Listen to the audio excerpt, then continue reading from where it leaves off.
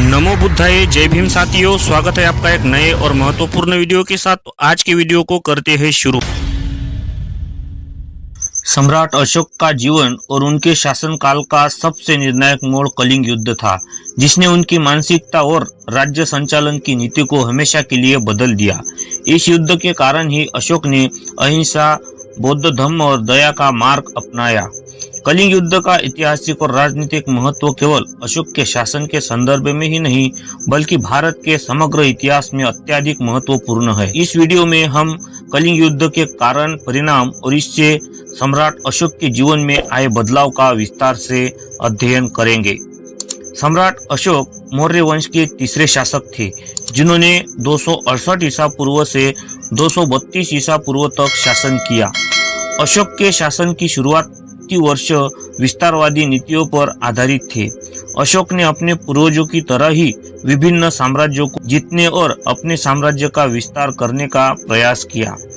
अपने द्वारा जीते गए क्षेत्रों में उनके शासन के प्रारंभिक दिनों में कोई विरोध नहीं था और अन्य साम्राज्यों पर आसानी से विजय प्राप्त कर रहे थे।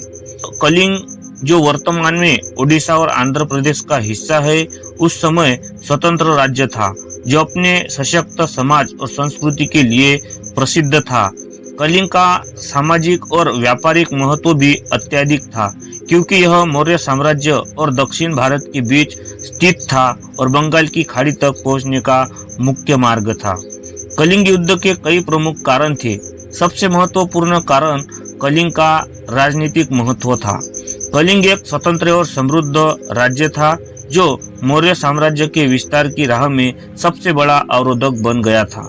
इस राज्य के पास एक मजबूत नौसेना थी, जिससे इसके समुद्री व्यापार को बढ़ावा मिलता था। इसके अतिरिक्त मौर्य साम्राज्य के पूर्वी तट को सुरक्षित करने के लिए भी कलिंग पर अधिकार करना आवश्यक था। कलिंग के स्वतंत्र रह जाने से मौर्य साम्राज्य को संभावित आक्रमण का खतरा था। अशोक के लिए कलिंग को जीतना राजनीतिक और सैन्य दृष्टिकोण से आवश्यक हो गया था। यह भी माना जाता है कि कलिंग और मौर्य साम्राज्य के बीच व्यापारिक और आर्थिक प्रतिस्पर्धा भी इस युद्ध का कारण बनी। 262 ईसा पूर्व में अशोक ने कलिंग पर आक्रमण किया। मौर्य साम्राज्य की विशाल सेना और संसाधनों के बावजूद यह युद्ध अत्यंत कठिन और रक्तपातपूर्ण साबित हुआ। कलिंग की सेना और वहां की जनता ने अपनी स्वतंत्रता की रक्षा के लिए अदम्य साहस दिखाया और मौर्य सेना का डटकर मुकाबला किया। कलिंग की जनता ने केवल सैनिकों के रूप में ही नहीं, बल्कि सामान्य नागरिकों के रूप में भी युद्ध में भाग लिया। इस युद्ध में लाखों लोगों की मृत्यु हुई और हजारों लोग घायल हुए। पुरातात्विक और ऐतिहासिक साक्ष्यों के अनुसार इस युद्ध में लगभग 1 लाख लोग मारे गए और 1.5 लाख लोग बंदी बनाए गए। इस तरह का अत्यधिक विनाश अशोक के जीवन में एक बड़ा परिवर्तन लेकर आया। युद्ध के परिणाम स्वरूप अशोक ने कलिंग पर विजय प्राप्त की, लेकिन यह विजय बहुत भारी कीमत पर आई। कलिंग की तबाही और मानवीय क्षति को देखकर अशोक के मन में गहरा पश्चाताप हुआ। ऐसा कहा जाता है कि युद्ध के बाद अशोक जब युद्ध भूमि पर गए और वहां उन्होंने मारे गए लोग की लाशें, घायल लोग और बर्बाद हो चुके परिवार देखे, तो उनका हृदय परिवर्तन हुआ। उन्होंने महसूस किया कि इस युद्ध ने केवल जीवन और संपत्ति का नुकसान नहीं किया है, बल्कि इससे कोई सच्ची खुशी या संतोष भी नहीं मिला है। उन्होंने महसूस किया कि इस युद्ध ने केवल जीवन और संपत्ति का ही नुकसान किया है और इससे कोई सच्ची खुशी या संतोष नहीं मिल सकता। युद्ध की इस भयावह ने अशोक के हृदय में दया, करुणा और अहिंसा की भावना को जन्म दिया। इस अनुभव ने अशोक को सैन्य विस्तारवाद के मार्ग से हटा दिया और उन्हें बौद्ध धर्म की ओर प्रेरित किया। कलिंग युद्ध के बाद अशोक का जीवन और उनकी शासन नीति में उल्लेखनीय परिवर्तन आया।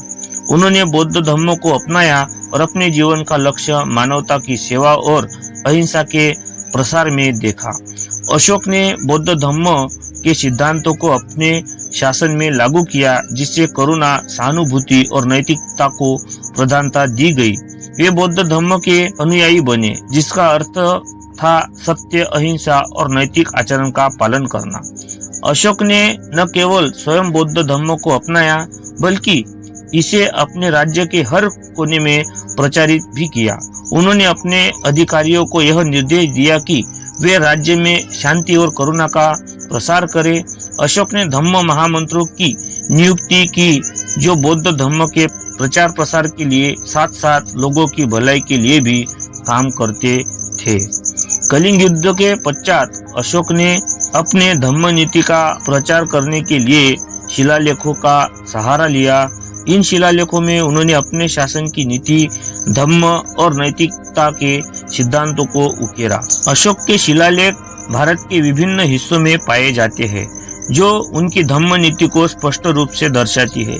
इन शिलालेखों में अशोक ने अपने पश्चाताप, दया और अहिंसा के सिद्धांतों को प्रचारित किया। उन्होंने युद्ध और हिंसा की निंदा की। शिलालेखों के माध्यम से सभी प्रजा से अहिंसा और सहिष्णुता की पालन करने की अपील की। अशोक की धम्म नीति के मुख्य बिंदुओं में अहिंसा, सत्य, करुणा और सहिष्णुता का पालन करना शामिल था। उन्होंने अपने राज्य में धार्मिक सहिष्णुता के प्रचार किया और सभी धर्मों के प्रति समान भाव रखने की बात कही। अशोक ने पशु बलि और हिंसा पर रोक लगाई और जनता को शाकाहारी बनने के लिए प्रोत्साहित किया। अशोक ने अपने राज्य में शिक्षा और चिकित्सा सुविधाओं को भी बढ़ावा दिया। उन्होंने अस्पतालों और विद्यालयों की स्थापना की और जनता की भलाई के लिए विभिन्न योजनाएं चलाई। अशोक की धम्म नीति ने उनके शासन को एक नैतिक और धार्मिक दृष्टिकोण से विशिष्ट बनाया। कलिंग युद्ध के बाद अशोक ने बौद्ध धर्म के प्रसार के लिए अपने साम्राज्य के बाहर भी प्रयास किया। उन्होंने बौद्ध धर्म के संदेश को न केवल भारत में बल्कि Sri Lanka, Afghanistan, Iran, Myanmar, Thailand और अन्य दक्षिण पूर्व एशिया देशों में भी प्रचारित किया। उन्होंने बौद्ध मिशनरियों को विभिन्न देशों में भेजा, जिनमें उनके पुत्र महेंद्र और पुत्री संघमित्रा भी शामिल थे, जिन्होंने श्रीलंका में बौद्ध धर्म का प्रचार किया। अशोक के शासन में बौद्ध धर्म एक वैश्विक धर्म बना और उसका प्रभाव कई देशों में देखा जाने लगा। अशोक का जीवन कलिंग युद्ध के बाद पूरी तरह से बदल गया था।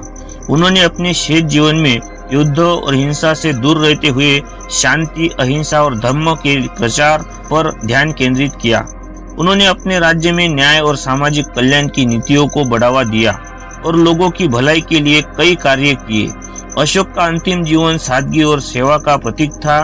उनके शासनकाल को भारतीय इतिहास में सुनहरा युग के रूप में भी देखा जाता है। कलिंग युद्ध केवल एक राजनीतिक या सैन्य घटना नहीं थी, बल्कि यह एक ऐसा निर्णायक मोड़ था जिसने सम्राट अशोक के जीवन और भारतीय इतिहास को नई दिशा दी। इस युद्ध ने अशोक को हिंसा और युद्ध के विनाशकारी परिणामों से परिचित कराया और उन्हें अहिंसा, करुणा और बौद्ध धर्म के मार्ग पर चलने के लिए प्रेरित किया। कलिंग युद्ध ने भारतीय उपमहाद्वीपों में शांति और धार्मिक सहिष्णुता की नई अवधारणा को जन्म दिया, जिसका प्रभाव आने वाले कई शताब्दियों तक बना रहा। अशोक का यह परिवर्तन और उनकी धम्म नीति उन्हें इतिहास में एक महान शासक और धर्मात्मा के रूप में स्थापित करता है।